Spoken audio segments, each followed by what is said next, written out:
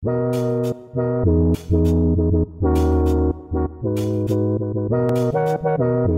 Jared. I'm Marcus. Level with us.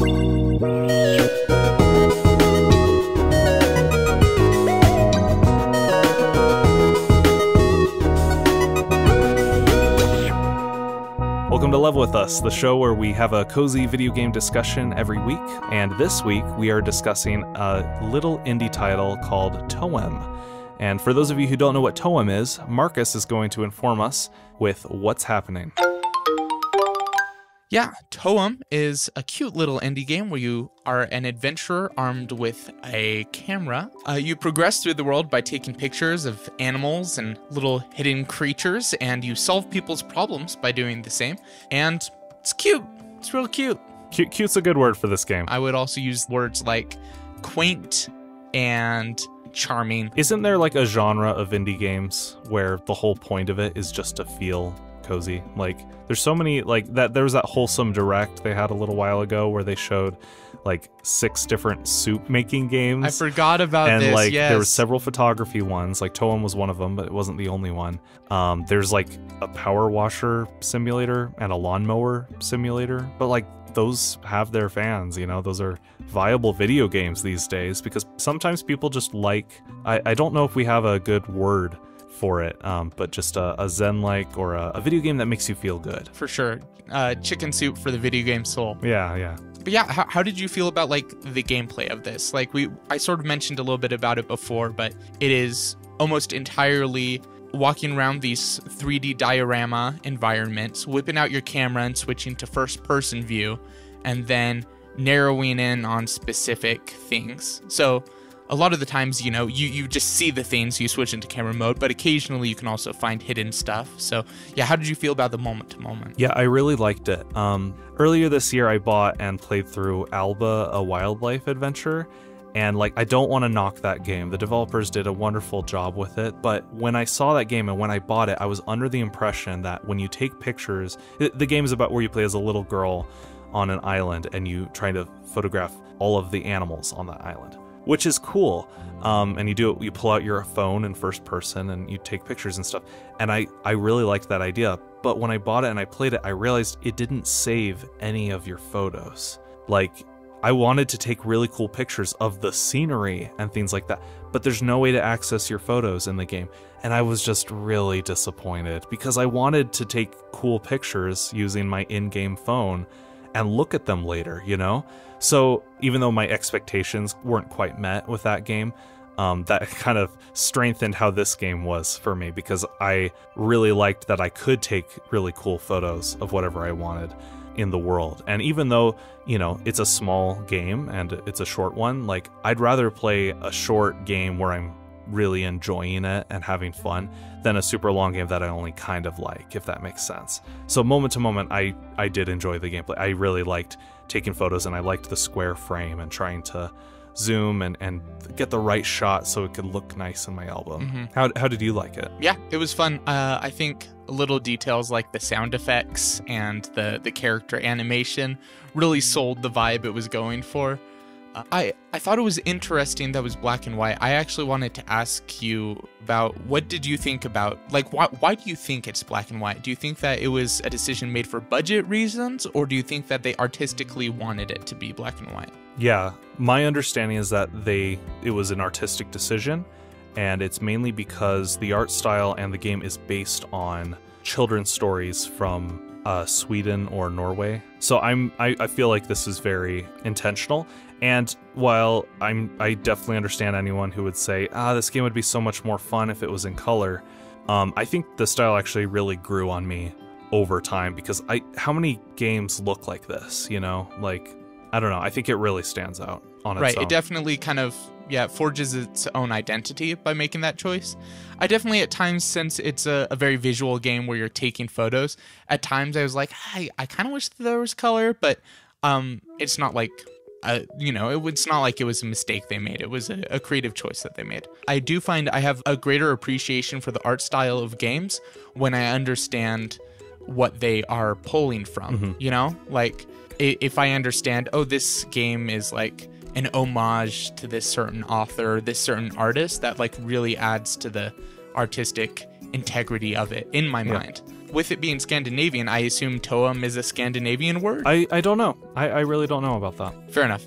I guess we haven't really gone over exactly what you do in this game besides take pictures, and there isn't much besides take pictures, but it's fun though. I really enjoyed going up to different characters and them telling me, I really want to see this thing. And sometimes it'd be a little cryptic, and so I'd have to figure it out. I liked the freedom of switching to first person to get a better look at certain things, because the diorama worlds are really cool. Like, I really like their design, and you can zoom in and out freely, which is really nice. But yeah, it felt great to be able to go in first person and get a close look at something, because some of the drawings in the game are really cute. But yeah, was there any puzzles that you encountered that you thought were pretty cool, that they used the camera in an interesting way? Well, I'll name two. One is you're in the city area, and the fashion star asks you for what hat should be a part of their fashion. And so whatever hat you wear, they wear, and in turn, it causes the rest of the town to hop in on the craze. The first time I just wore a paper hat, and then like, it's funny because as soon as you walk out of like this photo shoot place, everyone is wearing a paper hat. But then I went back and I wore like the hot beans bro hat, which has this little... I was gonna ask if you wore the hot dog one. Yeah, I wore the hot dog one, and then I walked outside and all of them had realistic physics to their spring hot dog little beanie caps, and that's amazing. Yeah, that was very pleasant. I also liked in the kind of the ocean dock area, there's someone who's trying to think of a tune, so you have to find a whistling tune and show it to someone else, and then show it to a guitarist, and then they perform a little show for you, and I kind of liked that. You take a picture of the notes that come out of when they're whistling, right? Yeah, that's right. I'm curious how far you got, because I actually ended up, so I beat the entire game in like 2 hours, like got to the Toem pretty quick. It definitely felt like a short hike in terms of length. You know, you can kind of just breeze through to the end and kind of just have a cute little romp, or you can kind of 100% it in about twice the time, which is also pretty quick. Yeah, I think there's a lot of comparisons to be made with a short hike, which we will definitely cover on a future episode, because I think that's a game worth talking about. But yeah, like as I mentioned before, I really like short, enjoyable games that are fun all the way through, and then have the experience end a little too soon, rather than something that's, drawn out. Well, we've talked a lot about some of the things that we like about this game, but let's get into some more specifics with Star Pieces. Star Pieces is where we talk about cool little details or things we found on our playthrough that we want to share with each other. And for mine, it would be how the sound effects change based on what shoes you are wearing. So the sneakers are squeaky, and the clogs are clip-cloppy, and wearing one wet sock is very squishy. So they didn't have to include that, but they did, and I love it. And the regular footsteps have an interesting sound effect too. Honestly, some of the sounds are a little annoying, but it's like a cute kind of annoying. It's like, okay, I can't wear this squishy sock for that long. That's fun. That is a great star piece. What star piece did you find? I appreciate how whenever you walk into an area and a new music track starts, it pops up at the bottom, says what the track is and who wrote it. And that's not necessarily something unique to this game, but I'm just happy whenever I see this, specifically because it's cool that it's crediting the artists, and also I think it makes people appreciate music more when you tell them, hey, it's a new music track. Then people are like, oh, this one's really cute. I like that. Like, it makes it more a part of the game's identity that it's like telling you, hey, a new song has been added. And then I also mentioned this with TUI. I like, being able to pick your tracks, and that's another thing that it lets you do. So yeah, I re-listened to one of our past episodes where your quick jab was that you wished you could flip through the tracks at will as you play. And in this game, yeah, you have a mini cassette player you can pull up anytime with the quick menu, and which is not put a it on shuffle. It is not a Walkman. It is a hike lady. Yes. I wasn't sure if hike lady was like an actual thing I didn't know about. No, that's a pun. But now I'm just putting that two and two together. Marcus, you're blowing my mind here. That's my other star piece. Hike lady. Just the word hike lady. Hike lady. That's it. Special thanks to the developers, Something We Made, for allowing us to use their music in this episode. How nice of them. That's awesome. Actually, Jared, I have a little surprise for you. Oh? I appreciated the music enough, and I've been listening to this kind of music for a while, that I felt inspired. So I actually wrote a little track. Oh my gosh. Toem flavored. Yeah. Wow. Should we just play it? Should we roll it? Let's do it. Here it is.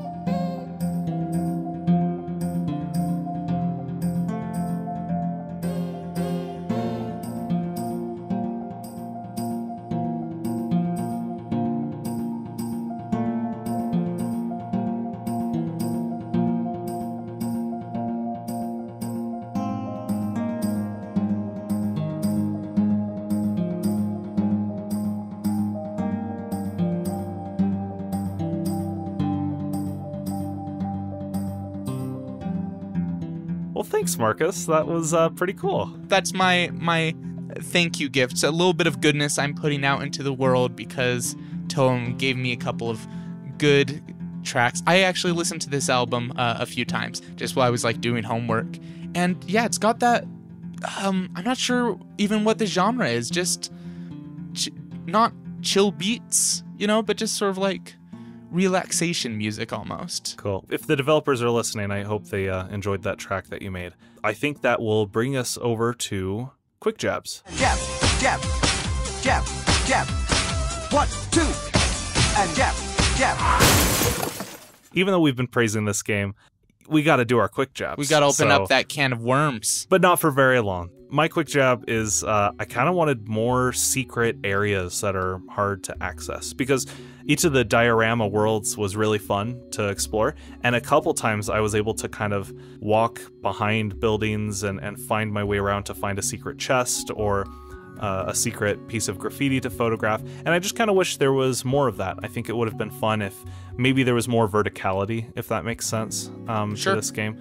Although I haven't explored the final area very much yet, so maybe I'll get more of that later on. But that's my little quick jab. Yeah, mine is also a more quick jab.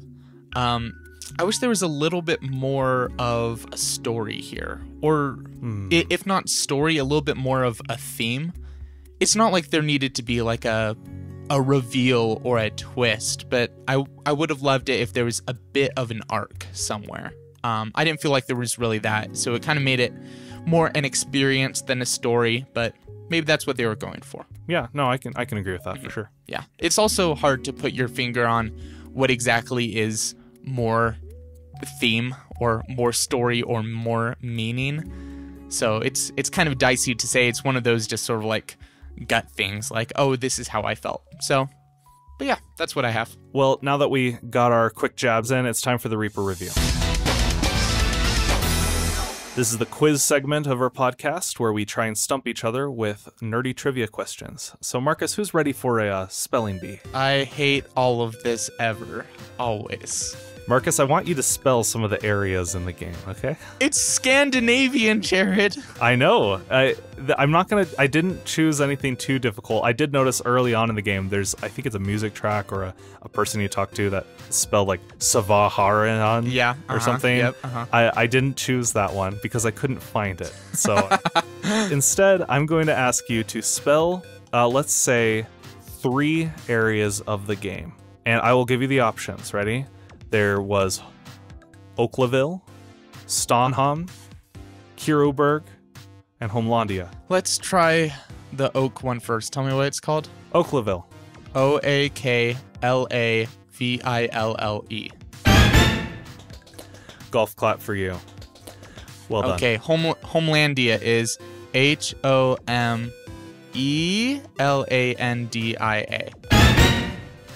Another golf clap for you. Okay, what are my other options? Stoneham. Don't like that. And Kiroberg. No, sir.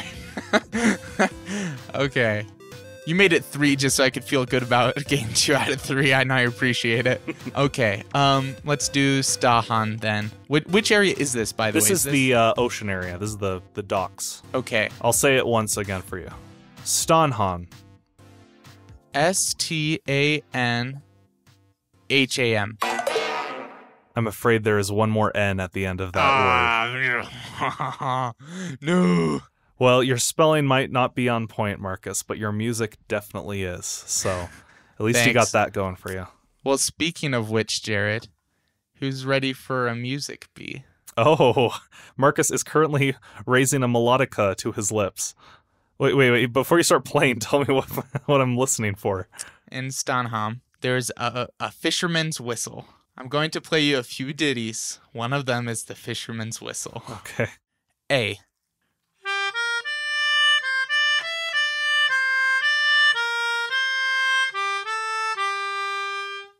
B.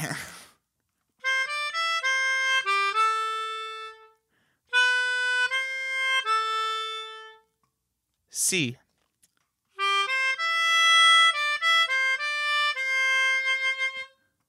D. There we go. Marcus, did you just play the lick? Yeah. But no, that is definitely not it. I'm going to go with B, and I did play that part, and I do remember hearing that part, but the only reason I remember it very well is because it was in one of the trailers for this game, which I saw a month or 2 ago. Anyway, I'm going to go with B. All right, let me play it for you one more time just to make sure.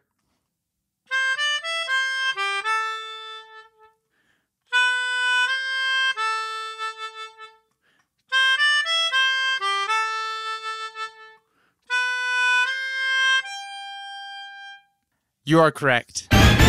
Beautiful.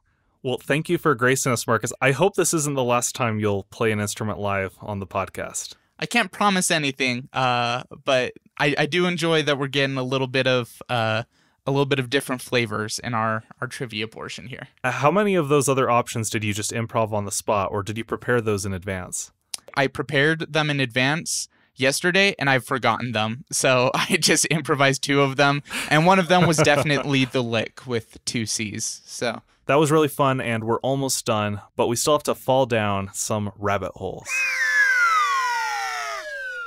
This is the part of the show where we talk about something that interests us or something we want to recommend to each other that may or may not have anything to do with the rest of the podcast. Would you like to go first? Yeah, for sure. Last time you and I were recording a podcast, Jared, you got a text from our little brother telling you that Deltarune Chapter 2 was coming out. Yeah, he was really excited about that. Yeah, as he is about many things. So I decided to check it out. I started playing Chapter 2. Did you see that that Chapter 2 came out on the Switch Yeah, today? I did, which makes me a little annoyed because I just started playing it like 2 days ago. Yeah. Like, dang it. Well, it's all right. It means you got an early look at it, right? Or early access. Well, yeah, but I'm not done with it yet, which is why I'm kind of like, dang it. Sure. I downloaded it today, so I'll definitely try it out at some point. Yeah, I don't really know what I have to say about it that hasn't already been said. I think that people who know about it know a lot more about it than I do, is the thing, you know? I will just say what I think makes these games is the humor. I think without Toby Fox's sense of humor and gags, especially like recurring gags and character gags, I don't think it would be nearly as charming and fascinating as it is. Like, Undertale and Deltarune have really forged their own aesthetic, and it's both juvenile at times and kind of silly, and at the same time like morbidly dark. So it's just fascinating that it kind of exists in this in-between place, which like has an audience online. So a big audience at that. Yeah, huge. So I guess all I really have to say about it is I'm enjoying it so far. I'm enjoying some of the things it's doing with the plot, and I like how the characters kind of have arcs in the first part, and you see them kind of progress on those arcs in this second chapter. I do give major props to any one-man developer. I think it's an achievement to make a game all by yourself, and then also for it to take off is definitely unprecedented. So that's very cool. My rabbit hole that I fell down this week is a new show on Disney Plus. Have you seen Star Wars Visions yet, Marcus? No, actually, but I'm literally, after we're done with this podcast, probably gonna watch it.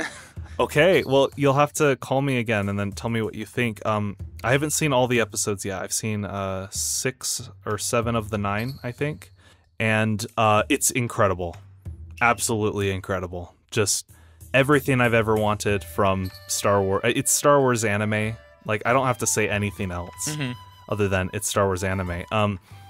For those of you who don't know, Disney basically commissioned a couple well-known anime studios in Japan, and they basically told them, we want you to make a Star Wars short. You have free reign over it. It's non-canon. Do what you want. It just has to be Star Wars. They probably gave them a couple rules or guidelines that they had to follow, but they're like, it can take place wherever. You can make up whatever characters you want. It just has to have lightsabers in it, basically, is like what they said. Because every single one of the shorts has lightsabers in it, which is kind of funny. Also, every short, someone says, I have a bad feeling about this. Oh, really? Oh, my gosh. Anime just meshes really well with Star Wars because it's so good at over-the-top action. And, like, any shonen, it's really good at, like, setting up a world and a story that you want to see more of. And they're really content with leaving loose ends in a lot of these. That you're like, what? But this is the only short. This isn't a series. I want more.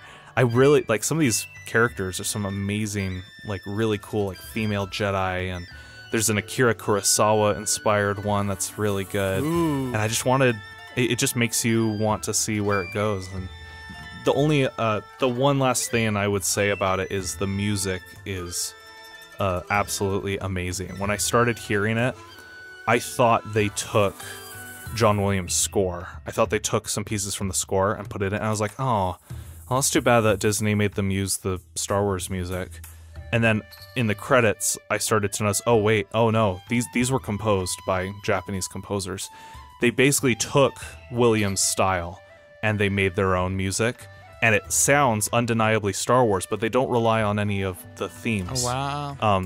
But some of it is absolutely gorgeous, and yeah, I'm just very impressed. I can't say enough good things. It's just fun, and I could recommend it to just about anyone.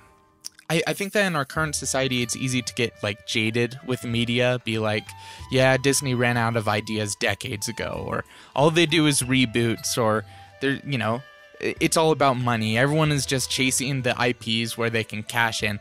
But every once in a while, there's something that comes out that is just deserves to exist so much that it's really hard to be jaded. You know, this is something so amazing that it was something originally inspired by Japanese storytelling, is lovingly handed to people who grew up with this IP and allowed to do what they want with it.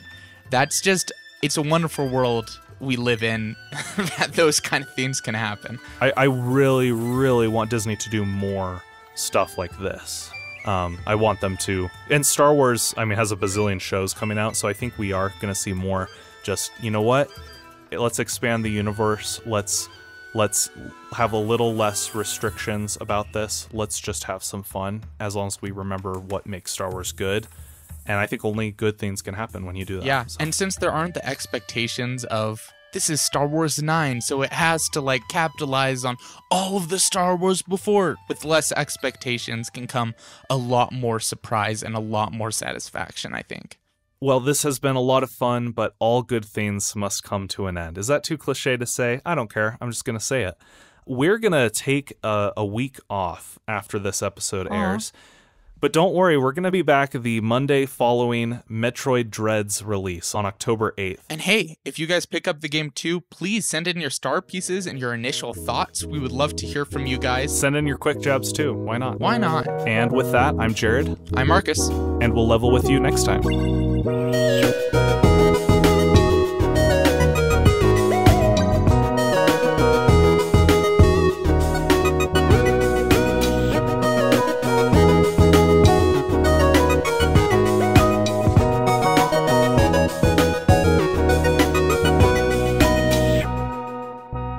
Thank you for leveling with us. Some of the music you heard in this episode comes from the game Toem and was used with permission from the composers Launchable Socks and Jamal Green.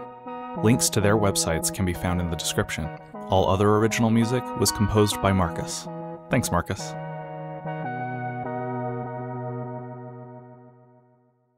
I assume Toem is a Scandinavian word? I every time I type in Toem, nothing shows up. Okay. Yeah, it's like, did you mean poem? Did you mean time? No, I did not mean either of those things. Not chill beats, but just sort of like relaxation music almost. Oh, wait, hang on. Their main website says listen to calm music, so... Calm music. Calm music. But if you translate that into American, it's chill beats. Should we just play it? Should yeah, we roll it? Let's do it. Here it is. Or would you prefer to have it in the background? No, Jared. I want to play it, and I want you to pretend like you heard it just now, because I'm not going to pull it up until after we're done recording. Oh, wow. Man, this is good stuff. Oh, dang. Nope. Once more. I'm bobbing my head. It's not a head bobber. How about just a good appreciation? Thanks, Marcus. Well, thanks, Marcus. That was pretty cool.